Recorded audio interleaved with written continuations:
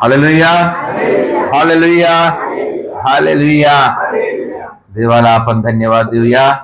आम्ही सर्व नवीन वर्षामध्ये पोहोचलो, नाही का? एक वर्ष आमच्या जीवनामध्ये वाढलं, नाही का? आम्ही 2026 आम्ही पाहलो आणि 2026 आमच्या नशिबामध्ये होतं. हे देवाची योजना आहे. देवाने आम्हाला 2026 पाहण्यासाठी आम्हाला दिला. तर आता देवाने आम्हाला 2026 पर्यंत पोहोचवलं. आता या वर्षामध्ये किंवा ह्या नवीन काळामध्ये आम्ही चांगलं राहणं आमचं कर्तव्य आहे, नाही का? देवाने आम्हाला वाचवलं, नाही का? पुष्कळ लोकांनी 2026 पाहिलं नाही अजून, है ना? मागच्याच वर्षी म्हणून गेले, परंतु आम्हाला पाहायला मिळालं. म्हणजे देवाने आम्हाला या 2026 पर्यंत पोहोचवलं. म्हणजे देवाचे हे आपण आभार मानले पाहिजे. आणि मग आभार मानतो तर मग काय केलं पाहिजे? आपण काय केलं पाहिजे? मागच्या वर्षीपेक्षा या वर्षी काय करायचं? प्रार्थना करायचं. म्हणजे चांगलं राहायचं, सुधरून राहायचं, चांगलं काम करायचं, देवाच्या इच्छेनुसार काम करायचं. जे काही मागच्या वर्षी आपण करू नाही शकलो ते यावर्षी करायचं आणि जास्तीत जास्त देवाच्या जवळ जायचं. याच्यामध्ये काही काही गोष्टी आपण ठरवून ठेवल्या पाहिजे. आता मग या वर्षामध्ये आम्ही काय करावं? सर्वात प्रथम पहिलं स्थान देवाला द्यायचं. पहिलं स्थान कोणाला द्यायचं?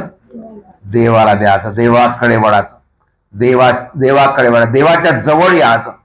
देवाच्या जवळ म्हणजे कसं? देवाच्या जवळ म्हणजे फक्त चर्चमध्ये यायचं नाही. चर्चमध्ये यायचं, प्रार्थना करायचं, बायबल वाचायचं. जिथं कुठं आहोत तिथं आपण कुठं राहायचं? घरी असेल तरी देवासोबत राहायचं, कामावर असेल तरी देवासोबत राहायचं, कोणत्या प्रवासामध्ये असेल तरी देवासोबत. कसं देवासोबत राहू शकतो आपण? देवाची आठवण करत, देवाशी बोलत. देवाशी कधी बोलता येते, नाही का? प्रार्थना कधी करता येते. देवाकडे वळायचं, देवाकडे. हे महत्वाची गोष्ट. दुसरी गोष्ट काय? पहिली गोष्ट देवाकडे वळायचं. दुसरी गोष्ट काय? सत्याचा स्वीकार करा. सत्य. आमच्या जीवनामध्ये जे काही असत्य आहे त्याला सोडून द्यायचं. असत्य म्हणा, वाईट म्हणा, जे देवाला आवडत नाही, ते काय करायचं? सोडून द्यायचं. देवाला आवडत नाही. आपण निश्चय केल्याशिवाय आपण समोर जाऊ शकत नाही, है ना? आपण निश्चय करायचा. सर्वात प्रथम देवाकडे वळायचं. देवाच्या सानिध्यामध्ये राहायचं. स्तोत्रग्रंथ 118 मध्ये स्तोत्रग्रंथ 118 ओवी 8 मध्ये आम्हाला वाचायला मिळते. स्तोत्रकार म्हणत आहे 118 ओवी 8 मध्ये मनुष्यावर भरोसा ठेवण्यापेक्षा परमेश्वराच्या शरण जाणे उत्तम आहे. उत्तम आहे.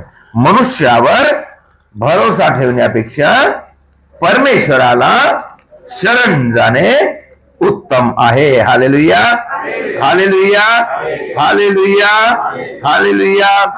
आहे का बायबल तुमच्याकडे? भेटलं का तुम्हाला ते? वाचा बरं. 118:8 वाचा.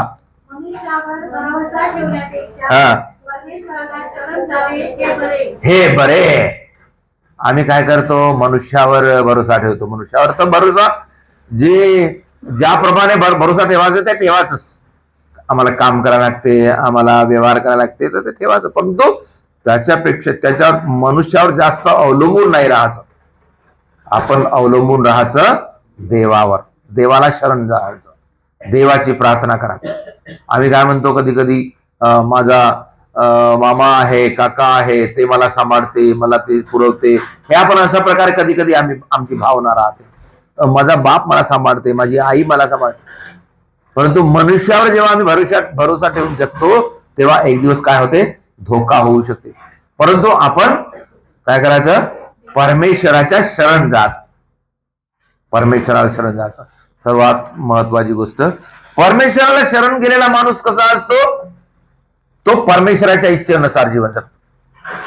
परमेश्वराच्या इच्छेनुसार, परमेश्वराला जे आवडते, परमेश्वराला जे पसंत आहे, परमेश्वराची इच्छा काय आहे म्हणून स्वर्गीय बापाची प्रार्थना करताना पित्या येशूने आम्हाला शिकवलं. काय शिकवलं? जशी स्वर्गामध्ये तुझी इच्छा आहे तशी पृथ्वीवरही तुझी इच्छा पूर्ण हो. अशा प्रकारे परमेश्वराची इच्छा पूर्ण करे. देवाला शरण जाणे, परमेश्वराची इच्छा पूर्ण करणे, वाईट ते सोडून देणे, वाईट सोडून देणे. तिसरी महत्वाची गोष्ट काय आहे? भक्ती. भक्तीमध्ये यावं. जेवढं जास्त भक्ती करता येईल तेवढं भक्ती करावं.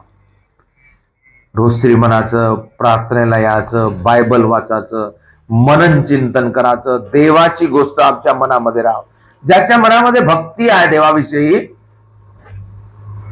तो व्यक्ती देवाविषयी जास्त बोलत राहतो, देवाविषयी सांगतो दुसऱ्यांना. अशा प्रकारे आता आमच्याकडे प्रकाश येते ना, प्रकाश हे मंडप टाकते. त्या दिवशी आला होता त्या लांब बालवाला. पहिलं तो ख्रिस्ती नव्हता, अजूनही ख्रिस्ती झाला नाही तो, परंतु पहिलं त्याला खूप त्रास होता. आता तो देवाकडे आला, प्रभूकडे आला, म्हणून त्याला चांगला आहे, त्याची बिमारी वगैरे गेली. तरी तो काय करते? जिथं कुठे जाते तिथं देवाविषयी सांगते लोकांना. कोणी भेटला त्याला, तो काय करते, कुठं जातं, मग तो असं सांगते, माझ्या जीवनामध्ये असं होतं, मी आता येशूकडे आलो, मी आता चांगला आहो आणि येशूचा मला अनुभव आहे, मी रोज प्रार्थना करतो, असं सांगते. पुष्कळ लोकांना, इकडे पुष्कळ लोकांना पाठवलं जाईल. अशा प्रकारे. तर अशा प्रकारे आम्ही भक्तीमध्ये वाढलं तर काय होते? आपली उन्नती होते आणि दुसऱ्याची उन्नती होते. आणि दुसऱ्याला सांगतो आपण, आणि मग रोज प्रार्थना करतो. तो घरी रोज प्रार्थना करतो, आम्ही करतो, तुम्ही सर्व करता मला माहित आहे. रोज प्रार्थना करायची. अशा प्रकारे भक्तीमध्ये यायचं आपण.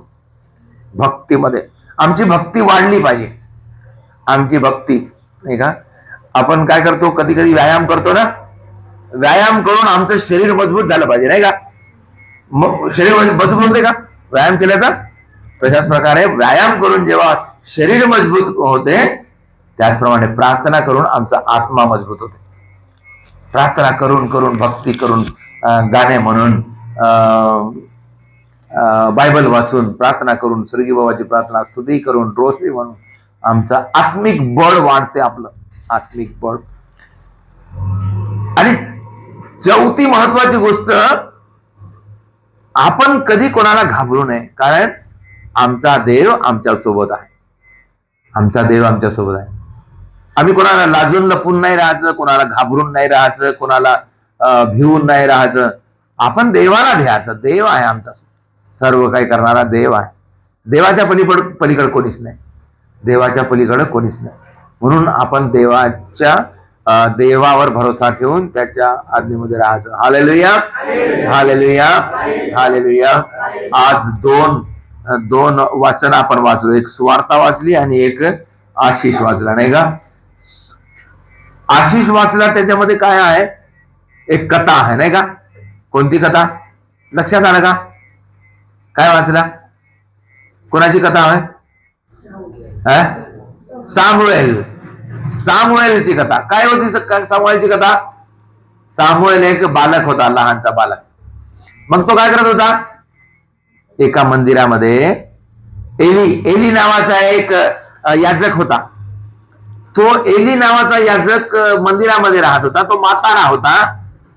आणि मग त्याची सेवा करण्यासाठी तो कोण होता? सामुएल होता. सामुएल होता. त्याची सेवा करण्यासाठी सामुएल होता. तर मग सामुएल त्याच्यासोबत राहता. मग काय करायचा? प्रार्थना करायचा, मंदिराची साफसूफ करायचा, मंदिरामध्ये अगरबत्ती लावायचा, मग मंदिरामध्ये दिवा लावायचा. आणि मग रात्रीचा झोपे जात होता. एका बाजूला सामुएल झोपत होता, एका बाजूला एली झोपत होता. थोडसा अंतर होता. तर एक दिवस काय झालं? परमेश्वराने सामुएलला हाक मारला. सामुएल, सामुएल असा आवाज दिला. मग त्याच्यानंतर काय झालं? मग तुम्ही वाचलं, ऐकले ना? मग काय झालं? ना ऐकू नाही आलं त्याला ऐकूच नाही आलं नाही का? कोणाला ऐकू नाही आलं? ऐकू आलं पण त्यानं ओळखलं नाही कोण बोलवत आहे. मग त्याने काय केलं? त्यानं सामुएल सामुएल म्हणून आवाज ऐकल्याबरोबर तो कोणाकडे धावत गेला? कोणाकडे गेला? एलीकडे गेला. त्याला परमेश्वर बोलवत आहे म्हणून त्याला समजलं नाही. मग त्याला काय वाटलं? एली बोलवत आहे. एली म्हणजे कोण होता? याजक होता. तो याजक बोलवत आहे म्हणून तो याजकाकडे गेला. तुम्ही मला बोलावलं, काय आज्ञा आहे सांगा. तो म्हणाला, मी तुला बोलावलं? मी तुला नाही बोलावलं. आता तू जाऊन झोप म्हणला, मी नाही तुला बोलावलं म्हणून. मग त्याला नवल वाटणार आहे, आवाज कोण दिला बघ. मग पुन्हा जाऊन झोपला. पुन्हा जाऊन झोपल्यावर पुन्हा थोड्या वेळात थोडा डोळा लागला, पुन्हा आवाज आला, सामुएल सामुएल. डोळा लागला बरोबर पुन्हा आवाज आला. तो धावत कोणाकडे गेला? एलीकडे गेला. एलीकडे गेल्यानंतर एलीला विचारलं, तुम्ही मला बोलावले, काय आज्ञा आहे सांगा. तो म्हणाला, मी तुला नाही बोलावलं, मी तुला नाही बोलावलं. तू जा, झोप, चुपचाप झोप, असं म्हटलं. तू जाऊन झोपला. त्याला नवल वाटला, अरे आवाज तर आला ना, आता बोलावला नाही म्हणतो, मग कसा आवाज कुठून आला? तर झोपला. पुन्हा तिसऱ्यांदा त्याला आवाज आला, सामुएल सामुएल असा आवाज आला. पुन्हा हा गेला धावत कोणाकडे? याजकाकडे, एलीकडे गेला, धावत गेला. तुम्ही मला बोलावलं, काय आज्ञा आहे सांगा. तो समजून घेतला. कोण? याजक. समजला त्याला, अरे मी तर नाही बोलावलो आणि हा तीनदा माझ्याकडे आला, म्हणजे इथं काहीतरी आहे. आणि मग त्याने म्हटलं, बाळा आता जर आवाज येईल ना तर काय म्हण, बोल प्रभू तुझा दास ऐकत आहे. म्हणजे प्रभू बोलवत आहे आणि त्या प्रभूला तू उत्तर दे. त्या प्रभूला उत्तर दे. काय म्हणून? बोल प्रभू तुझा दास ऐकत आहे. बोल प्रभू तुझा दास ऐकत आहे. तेव्हा मग एलीला सांगितल्याप्रमाणे तो गेला, झोपला. आणि झोपल्यानंतर तो आता तयारीत होता. आता आवाज आला तर आता मी प्रभूला उत्तर देईल. मला प्रभू बोलवत आहे, मला प्रभू बोलवत आहे. म्हणून मग पुन्हा मग आवाज आला, सामुएल सामुएल. तेव्हा हा उठला, उठून गुडघ्यावर झाला, हात जोडला आणि मोठ्या भक्तीने म्हणत आहे, बोल प्रभू तुझा दास ऐकत आहे. किती मोठं चांगलं दर्शन नाही का देवाचं. असं कोणाला लाभावं नाही का? कोणाला लाभावं. एक का म्हणून त्याला दर्शन झालं? कारण हा मंदिरामध्ये सेवा करण्यासाठी गेला. हा मंदिरामध्ये तो स्वतः राहून आपण तिथं सर्व काही करून प्रभूची सेवा करत होता. मंदिरामध्ये दिवा लावणं, अगरबत्ती लावणं, झाडू मारणं, काही पोछा मारणं, वेदी तयार करणं, हे सर्व करत होता. असं करत असल्यामुळं देवाने त्याला लहानपणीच त्याला काय केलं? बोलावलं, आमंत्रण दिलं. तर तसंच मी सांगितल्याप्रमाणे जो व्यक्ती भक्तीमध्ये राहतो, देवाच्या चिंतनामध्ये राहतो, देवाच्या प्रार्थनेमध्ये राहतो, देवाच्या कार्यामध्ये राहतो, त्याला देव बोलावतो. देव त्याला बोलावतो आपल्या कामासाठी. आणि मग सामुएल एक मोठा राजा झाला आणि तो भक्त झाला आणि त्याने खूप देवाची सेवा केली. तर अशा प्रकारे आम्हाला सुद्धा सामुएलासारखं परमेश्वर आम्हाला बोलावतो. आम्हा सर्वांना बोलावलं आहे देवाने, नाही का? वेगवेगळ्या प्रकारे. आम्ही का म्हणून आलो इथं? देवाने बोलावलं म्हणून ना, हो ना? बरोबर आहे ना? वेगवेगळ्या प्रकारे आम्हाला सुद्धा देवाने बोलावलेलं आहे. म्हणून आपण विश्वास ठेवायचा का देवाने आम्हाला सुद्धा बोलावलेलं आहे. आणि मग सुवार्तानं वाचलेल्या वचनामध्ये काय म्हणत आहे? आम्ही काय केलं पाहिजे? देवाला समर्पण झालो पाहिजे. काय झालं पाहिजे? आपण देवाला समर्पण. समर्पण म्हणजे साधी गोष्ट नाही. मी जेव्हा देवाला समर्पित होतो तेव्हा माझ्या जीवनामध्ये मी माझी इच्छा नाही करत पूर्ण. कोणाची इच्छा करतो? देवाची इच्छा. देव काय म्हणते, मग माझी इच्छा काय राहते? आज कुठेतरी जायचं, आजच्या दिवस पूजेला नाही जाऊ असं म्हण, माझी इच्छा राहते. देवाची इच्छा काय राहते? ते नंतर होते. ते जे तुझ्या मनामध्ये जे काम आहे ते नंतर होते. परंतु आधी काय कर, चर्चमध्ये जा, प्रार्थना कर, प्रार्थना करून आशीर्वाद घे आणि त्याच्यानंतर तुझ्या कामाला जा. Hallelujah, hallelujah, hallelujah. तर अशा प्रकारे जिथं जिथं आम्ही प्रार्थना करतो, ज्या घराला आशीर्वाद देतो, कुटुंबाला आशीर्वाद देतो, तिथं देवाची उपस्थिती होते.